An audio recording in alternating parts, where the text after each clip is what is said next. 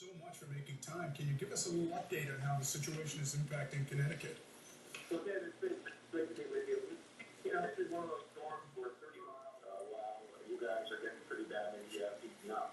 Now, obviously, we share some systems, like that's when we're responding. We're able to concentrate those trucks largely on I-95.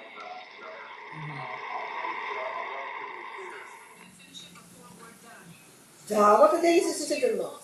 하이 하이, 먼저 좀 뒤에 있어, 잘해보자.